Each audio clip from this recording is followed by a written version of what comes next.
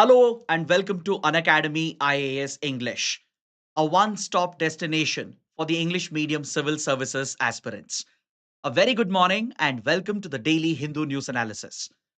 Now, before we start, can you please let me know if I'm clearly audible and visible? Please type yes in the comments or give me a thumbs up so that we can get started with today's discussion. To all of you, those who are watching live, please let me know in the comments if I'm clearly audible and visible. Great. Everything looks good.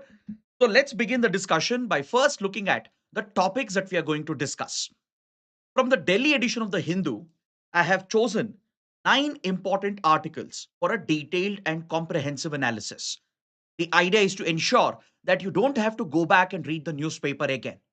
If you guys are benefiting from this initiative, do extend your support by liking this video, share your comments below, and share these videos with other aspirants. And don't forget to subscribe to our channel.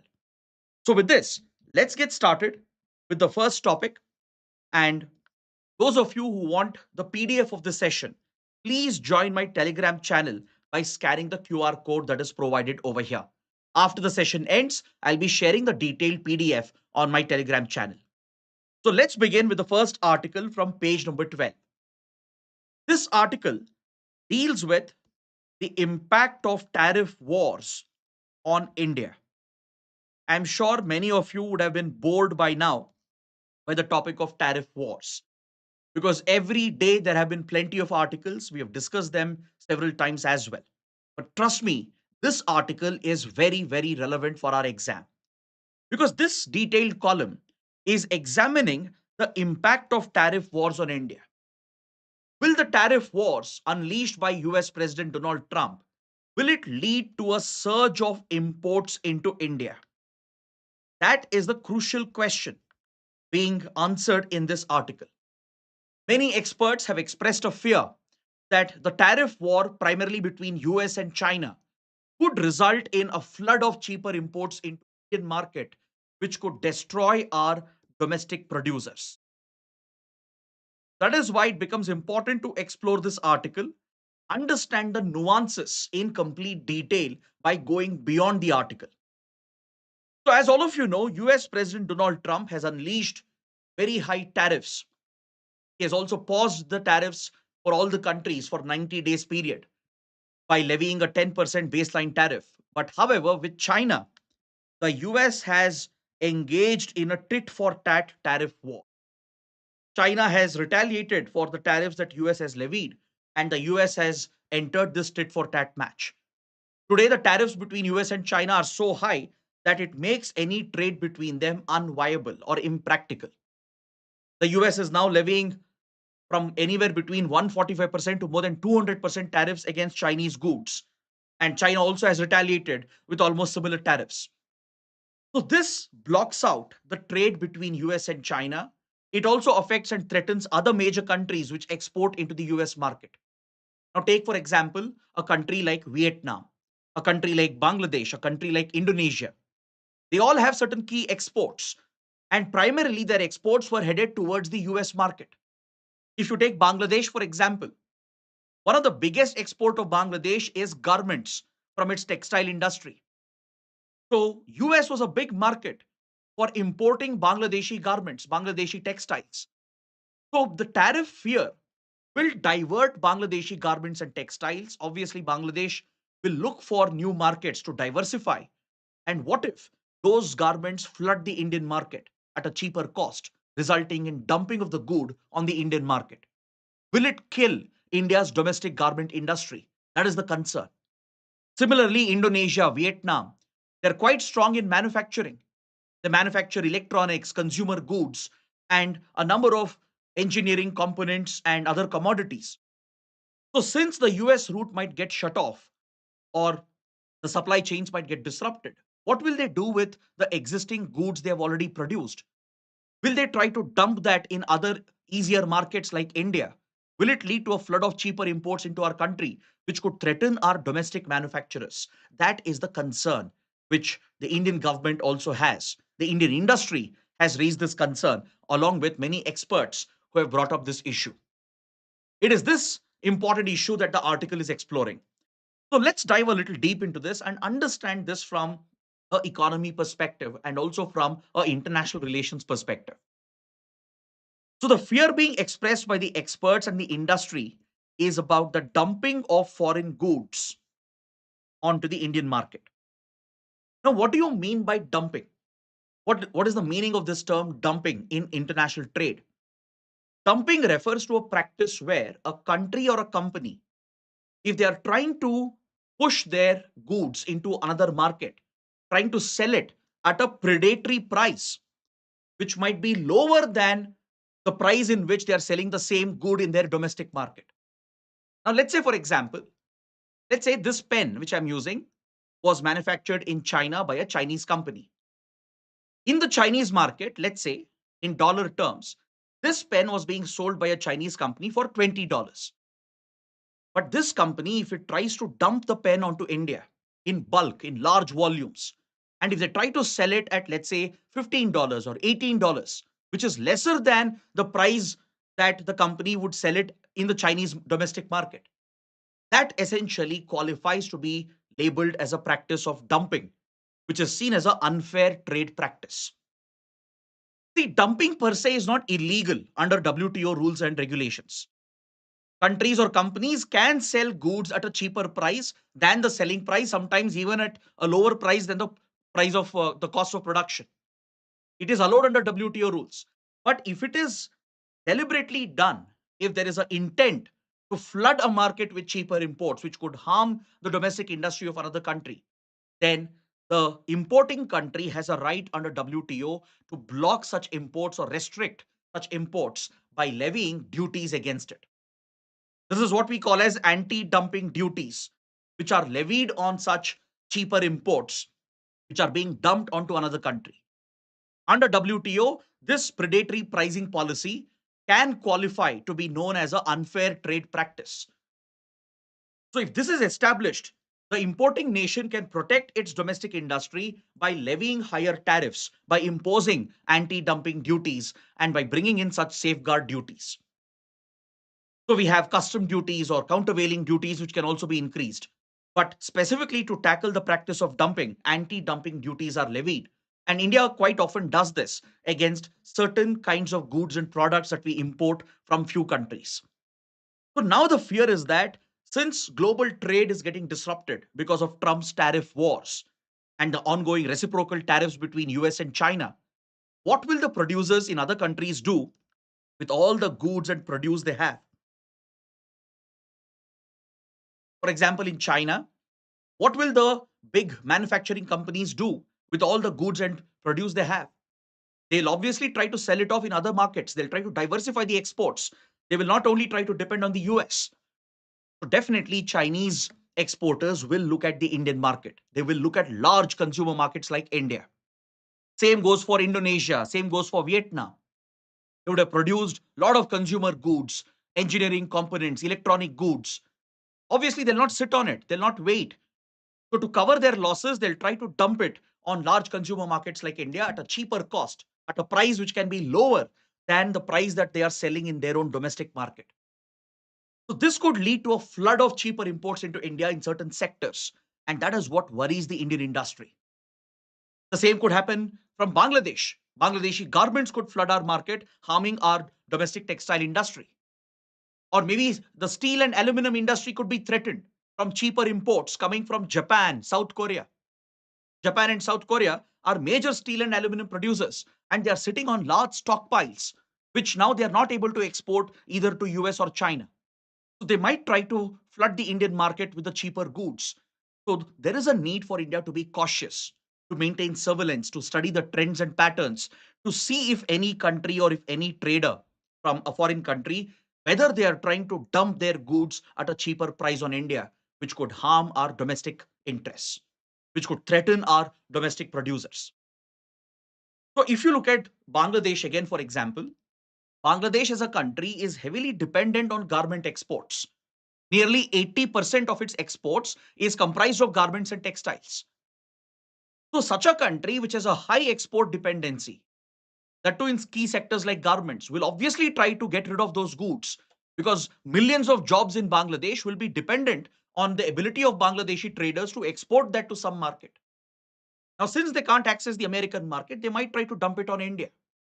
Don't forget, Bangladesh is the world's second largest producer of garments. So, Bangladesh's overall economy and exports is heavily dependent on its ability to export garments. So, they will try to find large consumer markets like India. The same goes for Indonesia, the same goes for China, Japan, Korea, Vietnam, and many other countries. Even in the United States, the US farm exports to China could get affected. Now, China has levied such high tariffs against American goods that American goods can no longer enter the Chinese market. Don't forget, US is a major agricultural produce exporting nation, especially corn, soybean, even almonds and other nuts and fruits, etc. So the US market, the US companies and traders might try to dump it on large markets like India, since China will no longer be buying American soybean and corn. So this could threaten our sensitive industries, such as agriculture, which could directly hit Indian farmers. It could directly hit our MSME industry, the small, medium, micro enterprises, which are scattered, which are largely unorganized as well. They won't be able to withstand the impact of better quality goods flooding the Indian market at a cheaper price. So, what can be the solution here? How can India protect itself? What should the government do? What should the industry do? See, India has a dedicated authority to deal with this problem. The DGTR, Directorate General of Trade Remedies. The Directorate General of Trade Remedies has a responsibility to keep track of the import trends into the country, to study the developments around the world, and see whether any country or any company or trader, if they're trying to dump their goods on the Indian market. So this calls for thorough investigations. And the DGTR has been doing this diligently from many, many years. The DGTR, which is very mindful of this possibility, has kept an eye on the possibility of dumping on the Indian market. Now, take the steel sector, for example. During the first presidency of Donald Trump, when Trump administration levied tariffs on steel and aluminum, the large stockpiles which were left pending in China, Japan, and Korea, some of it started flooding the Indian market. Cheaper steel and aluminum started coming into the Indian market from these countries, which have high production capacity, much more than what is needed in their domestic economy. So, what will these producers do? They will try to dump it on other markets. So, from Japan, Korea, and China, there was an attempt to flood the Indian market with cheaper steel and aluminum, which could have destroyed India's steel industry. So the DGTR immediately took corrective measures by levying a safeguard duty. In fact, as recently as March 2025, the DGTR has levied an additional 12% safeguard duty on steel imports to protect India's domestic steel industry, so that we don't have to compete with the cheaper, higher quality products coming from the foreign markets. So experts believe that this is not about competitiveness. You can never compete with these cheaper, better quality goods, because the profit margins, the price margin would be so high that even if you improve your own quality or even if you improve the prices, you will never be able to match the price and the quality of the cheaper import which is coming in. So this is not about competitiveness. You can't expect our manufacturers, our farmers, our MSME industry to become competitive overnight. That is not going to happen. The only solution is for the government to step in, the government to keep an eye on the possibility of dumping of goods on India and immediately take corrective action by imposing anti-dumping duties. Using this tool, this tariff tool, is the only weapon that India will have to protect itself. But however, the concerns are not very serious as of now. But if such a trend were to develop, if we notice that foreign countries and foreign traders are trying to dump the goods that they have produced in mass, and if they're trying to exploit the opportunity, then India can always keep track of these trends and use anti-dumping duty as a tool, safeguard duties as a weapon to protect our domestic manufacturers and domestic industries. That is what we learn from this article. The experts are very clear that you can't counter this by improving your competitiveness. Overnight, our domestic cost of production cannot go down. So we can't really change the prices beyond a certain level. or else it will become loss making for Indian companies. They can't sell it below the cost of production. They can't sell it at a loss, right? Even in terms of quality, you can't overnight improve the quality of the products we are producing. That is going to take time. And even if you try to make an attempt, you will end up draining your energy the wrong direction. So the only option here is for the government to be vigilant. And if it notices unfair trade practices, it should immediately use anti-dumping duties and safeguard the domestic industry. Because don't forget, especially the smaller industries, they are largely unorganized. They don't have a good representation for themselves. You take the garment sector, the textile sector in India. There are many small micro enterprises, hundreds of them distributed across India. So it's difficult for them to come together and raise their voice and demand the government to protect them. Whereas if you look at larger industries, let's say steel industry, electronics industry, they are much larger in size. At least they have industry associations, they can quickly come together and protect themselves. But smaller industries, micro enterprises, farmers, they won't be able to raise this issue on their own. The government, suo moto, has to look into this.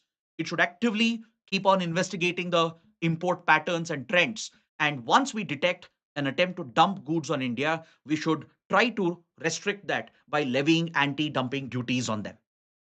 So this is what we take away from this important article. So please take up this practice question for your mains answer writing practice and try to write a good answer based on what we have discussed. Use the structure that I use in my explanation and try to build that into a good answer. Now let's look at another interesting article from Polity. On the same page, page number 12, the Hindu carries an article regarding another disturbing trend which we are seeing in our legal system. We have seen that many litigants are turning civil cases, which are essentially civil offenses, into criminal cases, especially in states like Uttar Pradesh. There has been a massive surge in this trend where civil offenses are being pushed as criminal cases and the litigants are seeking criminal prosecution of the opposing party. This issue has been taken note of by the Supreme Court by none other than the Chief Justice of India. That is the context in which this article has been brought out. Chief Justice of India, Sanjeev Khanna, recently he took a clear stand on this issue and he even targeted the UP state government for failing to arrest this trend and for encouraging the conversion of civil cases into criminal cases. The Chief Justice of India said that this practice is simply untenable. It's not allowed in the legal system. Now, what's the difference between a civil offense and a criminal offense? What's the difference between a civil case and a criminal case? That is something you need to understand. When I say civil cases, it refers to cases like, let's say, someone has borrowed money, taken loan from someone else, and they are not returning the money back. Or someone has broken the terms of a contract or an agreement. Or let's say, interpersonal issues which comes up in a family. It could be property related dispute over inheritance.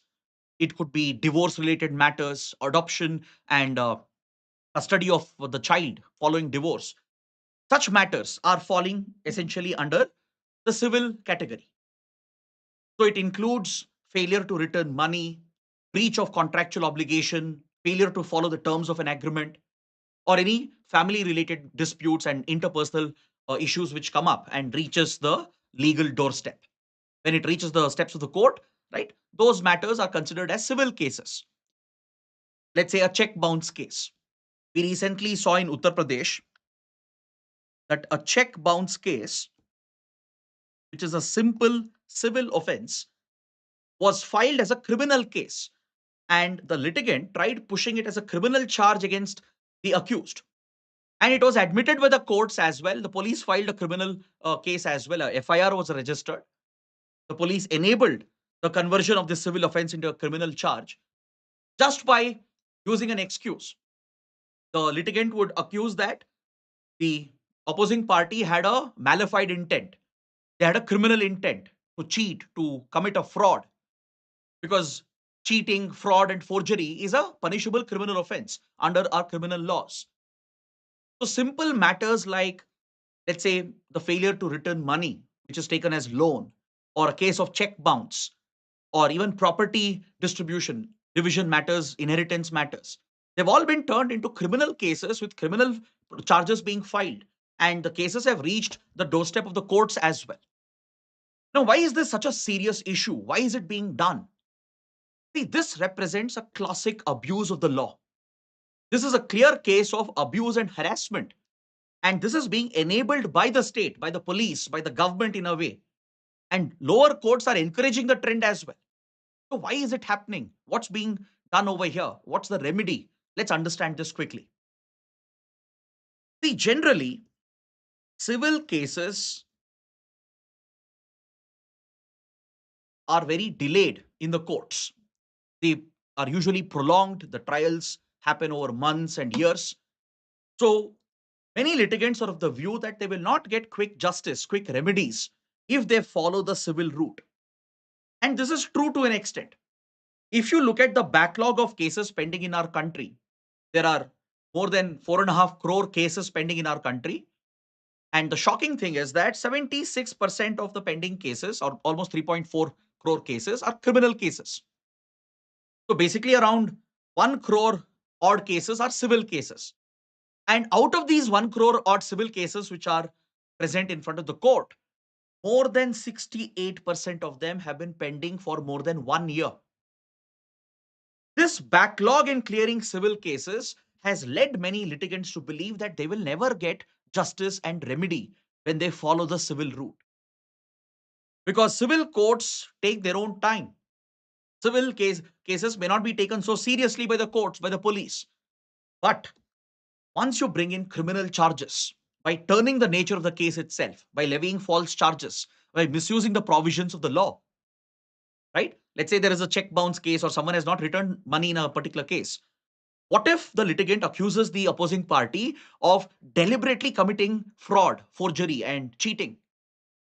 This accusation, with the help of the police, is enough to file a criminal FIR and push it as a criminal case, which gets taken up by criminal courts, where there is a faster push to hear those cases, where trials might happen quickly. So, this backlog of cases, the substantial delays in hearing civil matters, the delay in getting remedy in civil courts is what is pushing several litigants to opt for this route. Now, see, everybody can't do this. Only those who are influential, politically influential, those who can bribe the police, they are resorting to this practice. That is the modus operandi over here. That's why the Supreme Court has taken such a serious note of this matter.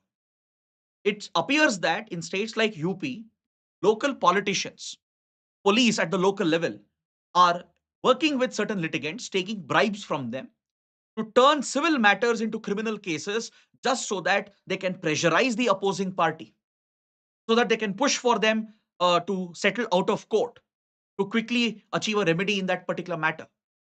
This is a blatant misuse of the law. It's an abuse of the provision and harassment of the opposing party.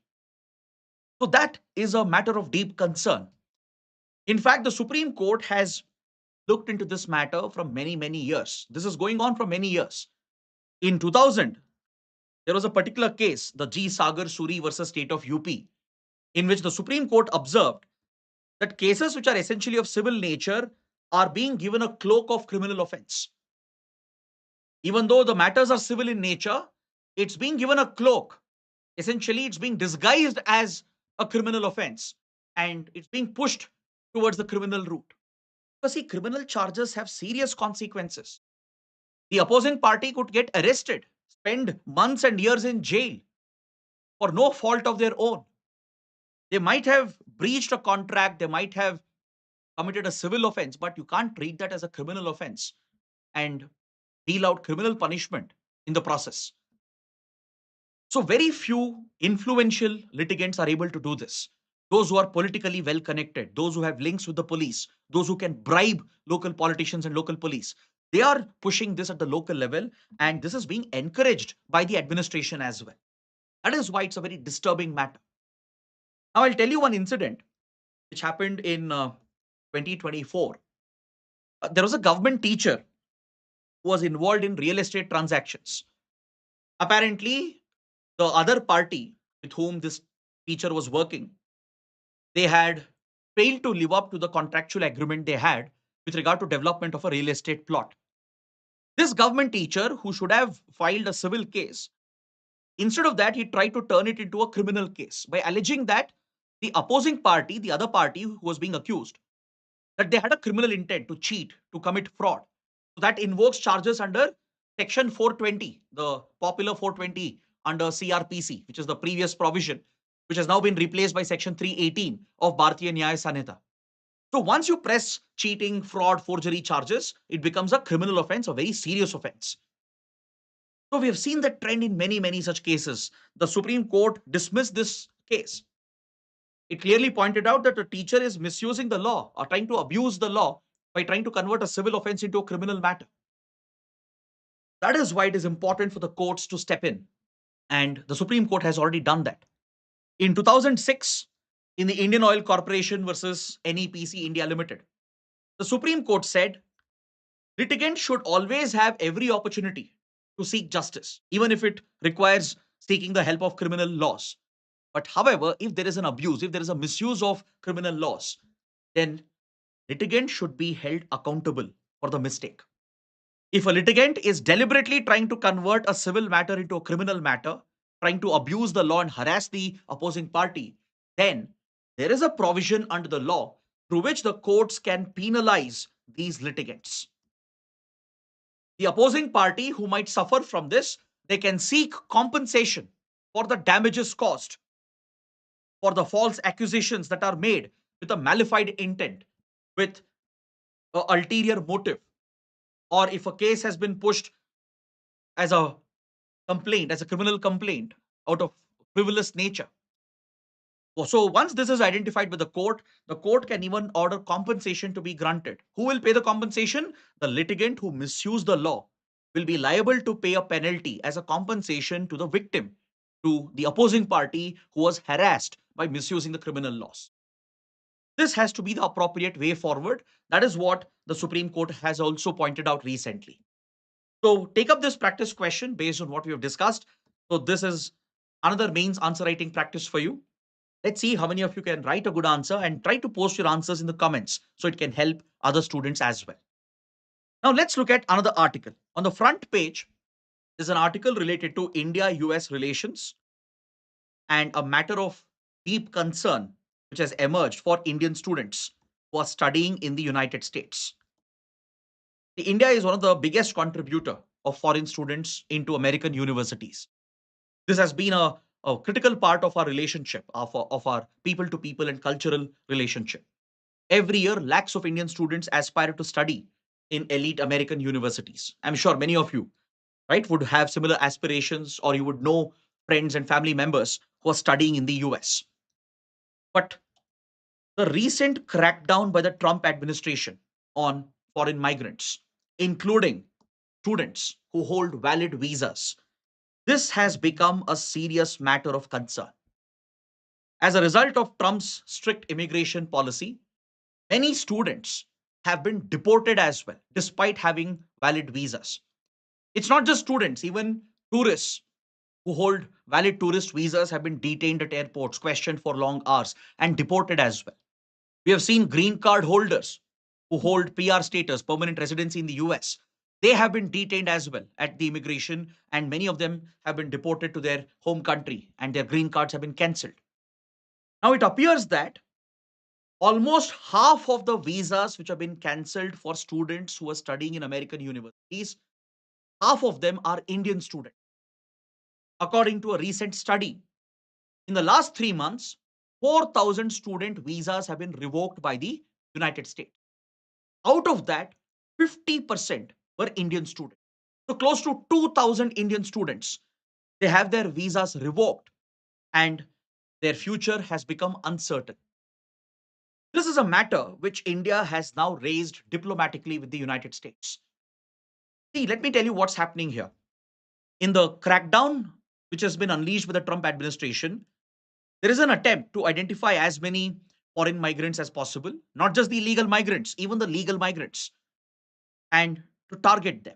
Because there is a political atmosphere in the US where a narrative has been built by the right wing that foreigners are the root cause of the problem in the United States. This is pure xenophobia, a fear and hatred of foreigners.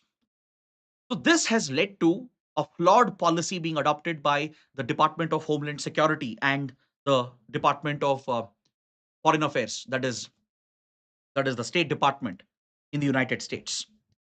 They have adopted a very controversial policy which is causing deep concern for students, especially from India. So let me explain this in slight detail. Let's look at this. Let's see what's happening here. See, recently the US Secretary of State, Marco Rubio, he launched a program called, he launched a new program called Catch and Revoke program. That is, catch those students, foreign students who are apparently committing violations of the law or who are taking a stand at the university against the foreign policy interests of the US, identify them and revoke their visas and get them deported. Now, this policy that the State Department is following along with Department of Homeland Security is very concerning because in the catch and revoke program, which the US has started, they are using AI based tools to scan through social media posts of students who are studying in American universities. They're looking for any post or any content which goes against foreign policy interests of the US. Let's say a student is supporting Palestine in the Gaza war, or let's say a student is criticizing Donald Trump or sharing a post which is critical of Trump's economic policies and foreign policy views. The US is treating this as a legal violation of the visa norms. There have been instances where many innocent students who have not really broken the law, even they have been targeted under the controversial catch and revoke program. There has been a recent incident where an Indian student who was basically charged for a traffic violation, a minor traffic violation, has been caught under this program. Visa has been revoked and the student has been asked to leave the country. Because under the catch and revoke program, American immigration authorities, they're not only scanning social media posts of foreign students, they're also matching the records with the police database. So once a name pops up in a police complaint, automatically they are revoking the visas without putting any thought into the particular case. So an Indian student, just for a minor traffic violation, has seen a situation where their visa has been cancelled and now they face the consequence of getting deported. There has been another incident where an Indian student was a victim of domestic abuse. Just because the student's name popped up in a police complaint, the student's visa has been revoked. That student was a victim of domestic violence, not even the one who committed the act, but the student was a victim of domestic violence. But the student's visa has been cancelled just because her name popped up in a police complaint. So, this method of random targeting and this unfair method that US is adopting is something that threatens Indian students, foreign students in general. So India has raised the matter diplomatically.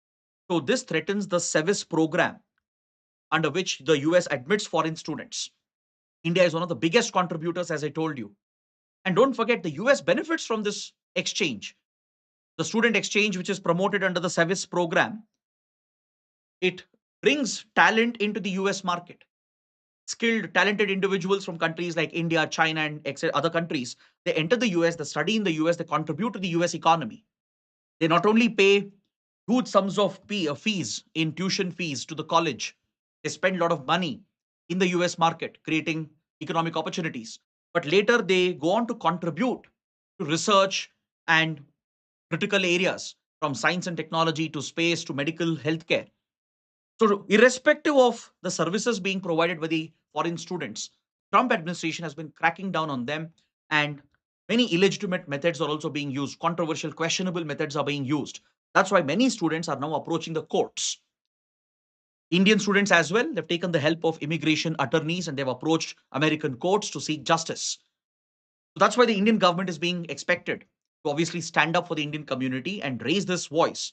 And India has said that we have already raised this issue diplomatically through diplomatic channels. And we are trying to work this out with the US to protect the interests of Indian students. Next, another article related to Trump's policy again, article on page 10.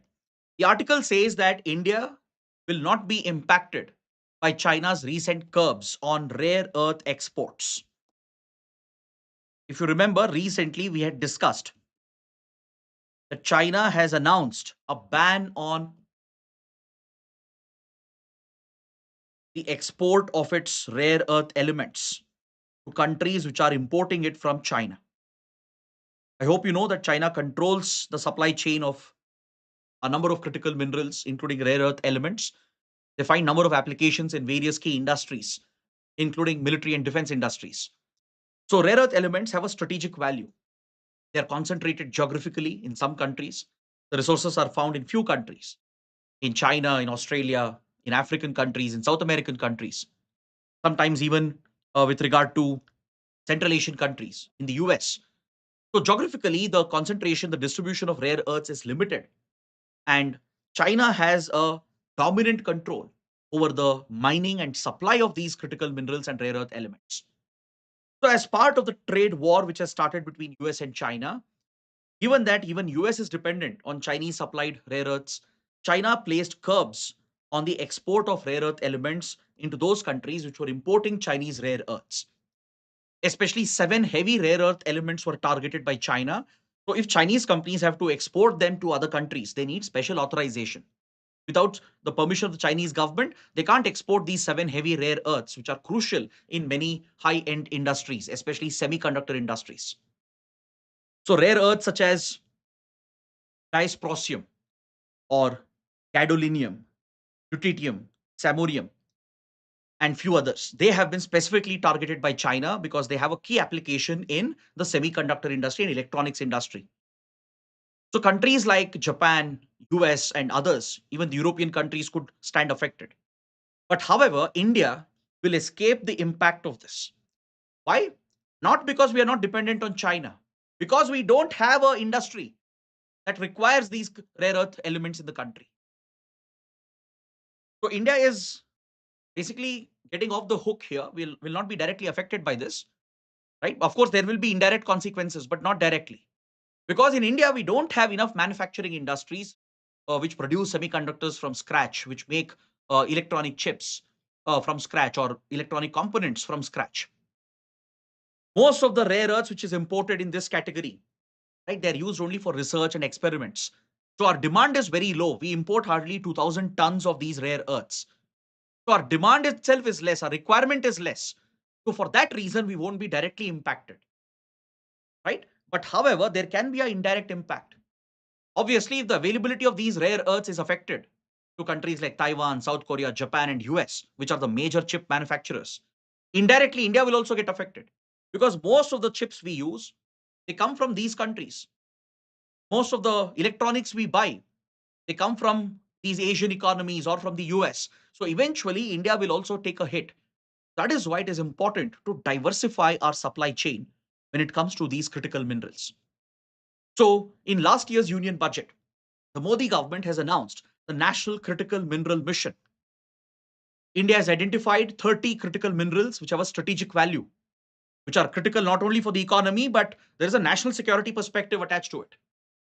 So, rare earth elements, including these 7 heavy rare earths that China has banned for exports, they fall under this category. They are one amongst the 30 critical minerals identified by the Indian government. India has even set up a public sector company, Kabil, Khanish Bidesh India Limited, to scout for critical minerals around the world and secure alternate supply chains for India. We are negotiating with Latin American countries, with Australia, with African countries to try and secure the supply of critical minerals, not just lithium, nickel, cobalt, and copper, but even few rare earth elements. So the National Critical Mineral Mission will help India diversify the supply chain and reduce our dependency on China.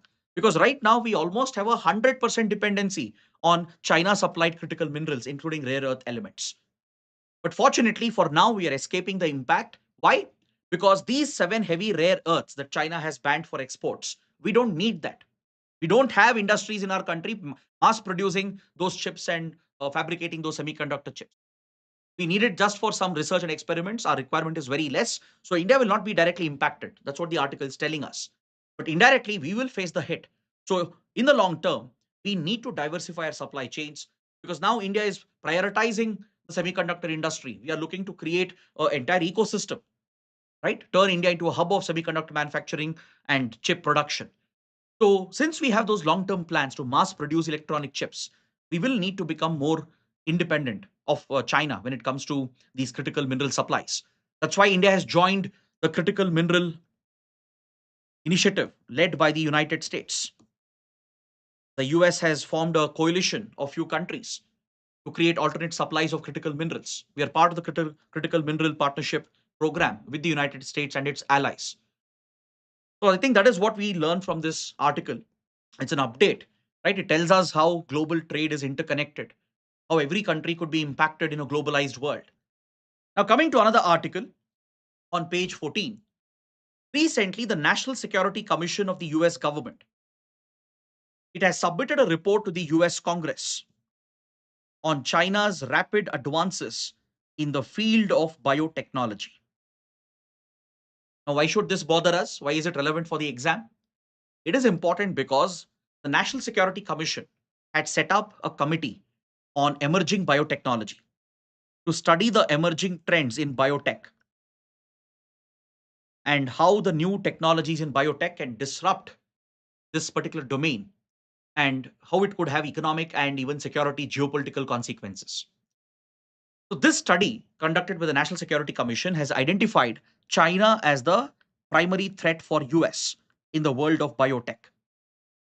This expert study, which was conducted over 2 years, it has identified China as a global leader in biotech, in bionics, and they've expressed concern that China is already weaponizing biotechnology, turning biotech and emerging biotech innovations into weapons, which could directly threaten American security and geopolitical interests. This report anticipates that China very soon could come out with genetically altered super soldiers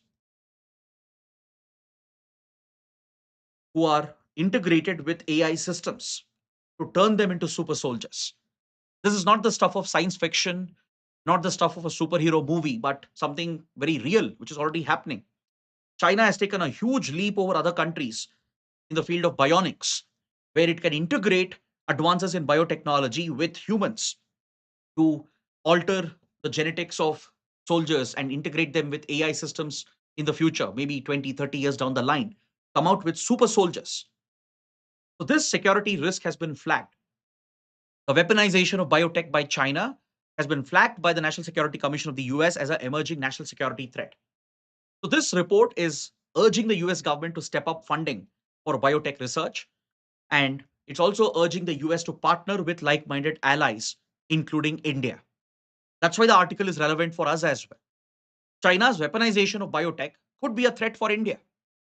So this report is urging US to partner with India because India, don't forget, is also a leader in the world of biotech. The report specifically mentions India's leading role in the world of pharmaceuticals. It mentions India as a pharmacy of the world, which mass produces vaccines, which is the world's largest vaccine producer. So US can partner with India, leverage the biotech ecosystem in the country to create partnerships so that we can focus on joint projects, joint innovations. That's why the report becomes relevant, and that is something you need to take away from this article. Now, coming to the prelim section, let's take a quick look and go through the small articles before we wrap up the session for today. On page 4, there's an article relevant for geography. The article mentions the Subansiri Dam, which is coming up along the borders of Assam and Arunachal Pradesh. This dam, the lower Subansiri hydroelectric project, has been quite controversial, primarily on environmental grounds. This dam is being built by the National Hydroelectric Power Corporation, the NHPC, and very soon the lower Subansiri hydroelectric project could become fully operational, which will start generating electricity within few months. So this operationalization of this hydroelectric project and dam has raised environmental concerns in the downstream areas because there are important protected areas present in Assam, be it wildlife sanctuaries, national parks, tiger reserves, from Kaziranga to Manas, right? So the downstream impact, the environmental and social impact is something which is being mentioned in this article. So I think you should know, where is the Subansiri project coming up? What is the Subansiri River? some basic geography facts which can help you in prelims. The lower Subansiri hydroelectric power project is coming up on the Subansiri river, which is a major tributary of the mighty Brahmaputra river. You can see in the map, the Subansiri is a tributary that joins the Brahmaputra. It has its origin in Tibet, in China, and it flows down into Arunachal Pradesh and essentially joins the Brahmaputra after crossing from Arunachal Pradesh to Assam. This is where the dam is coming up on the borders of Arunachal and Assam in lower Subansiri over here. This is where this hydroelectric project has come up and the final touches are being given. The dam could become operational as well. So this is a gravity dam and a run of the river project, meaning it does not obstruct the flow of the water. It will not divert the flow of the water. It will only hold the water, create the potential, the hydroelectric potential to turn the turbines, and then the river will flow unobstructed. So please understand this dam will be crucial for flood control as well. As you know, Brahmaputra is known to flood every monsoon, bringing devastating floods in Assam. It causes widespread damage and destruction, even threatening wildlife in these protected areas. Every year, rhinoceros, the one-horned rhinos, elephants, and tigers are at risk because of the flooding of the Brahmaputra. So this project will generate electricity, which will serve the demand of Northeast India, specifically Assam and Arunachal Pradesh. It will also help in water management, flood control. But however, the project raises environmental social concerns as well, right? So that is why you should know where exactly it is located, the course of Subansiri River, and these basic facts. Next, on page 9, there's an article related to agriculture. In Odisha, there was a new rice variant which was developed by a local farmer. This new rice variant has become widely popular, especially in coastal Odisha, because of its properties. This rice variety is called Keonjhar Kalachampa. Please make a note. UPSC might definitely ask a question on this. Keonjhar Kalachampa is a rice variant, a traditional variety of rice, which has been developed and conserved by a local farmer in Odisha by the name Anirudh Jena. So now his son owns the intellectual property over this. See, in India, we have a law, the Plant Varieties and Farmer Rights Act, under which a quasi-judicial body is set up, the Plant Varieties and Farmers' Rights Authority, which functions under the central government. This quasi-judicial body, set up through this law, it has a mandate to protect the farmers and the traditional seed varieties which are conserved and developed by farmers. Many of you might remember the legendary case involving Lay's chips and the unique potato variety, which is pushed by the parent company which owns Lay's, and how Indian farmers won that particular case, right? So it is this law which protects the rights of Indian farmers when it comes to traditional variety of plants and crops and seeds. So this variety of rice, the Keonjhar Kalachampa, has some unique properties. It is climate resilient.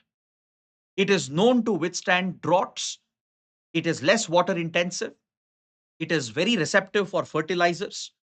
Doesn't need much of pesticides because it is tolerant to various pests and diseases. And also, it does not lodge.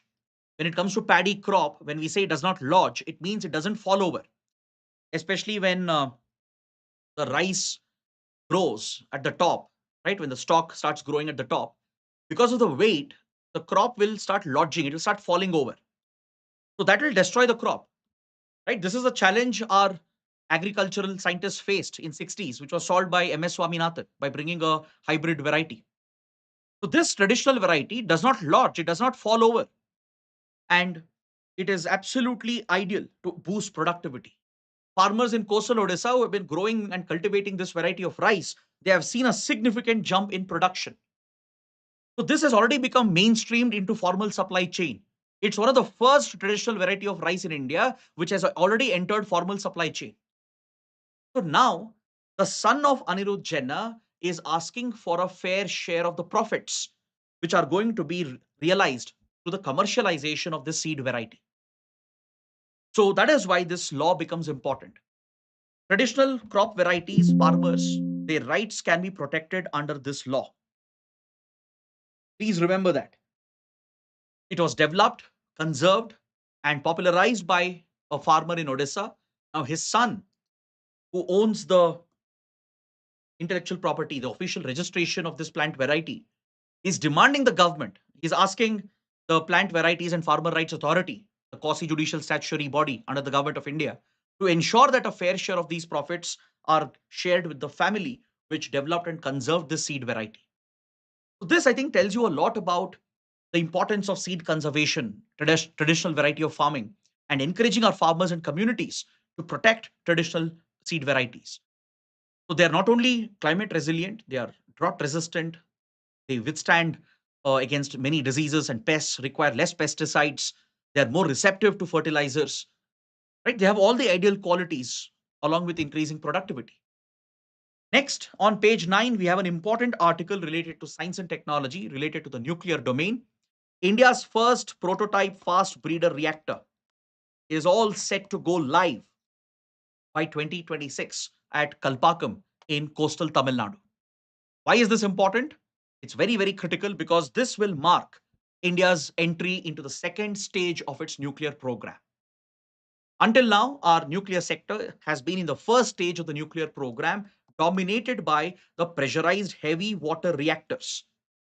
Finally, with the operationalization of the prototype fast breeder reactor, which was approved for trials by the regulatory authority recently, this project will go live and India would have entered the second stage of the nuclear program by next year. This paves the way for us to eventually enter the third stage to leverage the monzite sands of India in coastal Kerala to utilize the thorium reserves that we have to become a self sufficient, self sustaining country when it comes to nuclear power. To understand this, you need to look at the three-stage nuclear program of India that was envisioned by the legendary Homi Jahangir Baba, the founding father of India's atomic program. Homi Baba realized that India doesn't have enough uranium reserves. I hope you know uranium that India has, the naturally occurring uranium, it's not fissile enough. And enrichment will not alone help us to become self reliant and independent. But we did have massive reserves of thorium. India is said to have one of the world's largest thorium reserves in the monzite sands in our coastal belt, especially in states like Kerala. So, to utilize thorium, we need sufficient feedstock. We need sufficient uranium 233. That's why Homi Baba designed and envisioned a three-stage nuclear program, which will help India get to a stage where we will not need imported uranium anymore. We can use the output of the first and second stage to drive the third stage of the program, where thorium would be the primary fissile material, which is found abundantly in our country. So, in the first stage of the program, which India now has pioneered, it is pressurized heavy water reactors, which are the dominant reactors that we have. They basically use enriched uranium, which is sourced from naturally occurring uranium, right? And it uses heavy water as a coolant and produces your electricity. So all the nuclear plants in our country, which are operational now, they're all pressurized heavy water reactors. So the output of the first stage is depleted uranium and plutonium, which actually is radioactive waste. Handling and managing the waste itself is a big challenge, a scientific challenge, and a big hazard as well. The genius of Homi Baba lies in the fact that he designed a program where the waste, the output of stage one, can be used to feed stage two as an input. So in stage two, your prototype fast breeder reactors come into picture, which take plutonium and depleted uranium coming as the waste from the first stage as an input to produce electricity, and the plutonium here can become self-sustaining. The plutonium can be reused and reused again. Whereas uranium 233, which is the byproduct, can be channeled to power stage 3 along with thorium. So this is the vision of Homi Baba and the atomic community of India, which envisioned our nuclear program in 1950s and 1960s. So India now has finally reached a stage where we are graduating to the second stage. The fast breeder reactor, a prototype, which was set up at Kalpakkam in coastal Tamil Nadu, has been pioneering this research where we can use plutonium and depleted uranium from stage 1 with sodium as a coolant, liquid sodium as a coolant, to power the second stage.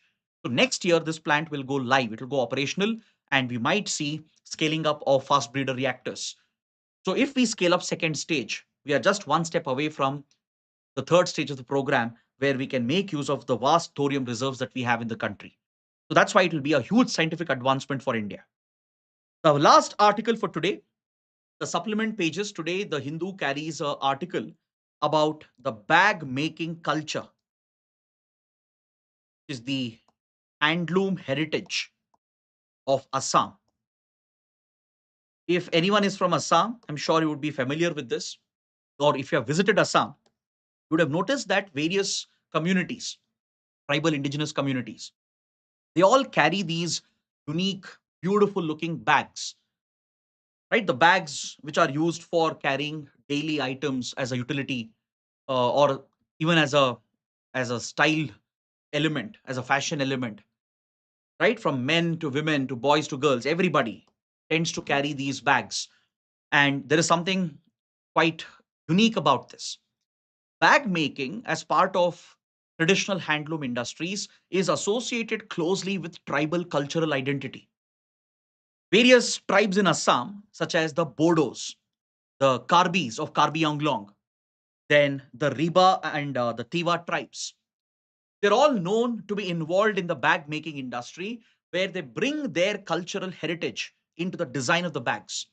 The colors, the motifs, the patterns which are used in the making of these bags, they are distinct and unique to each tribe, to each community, and they represent a distinct cultural heritage of all these small tribes in Assam.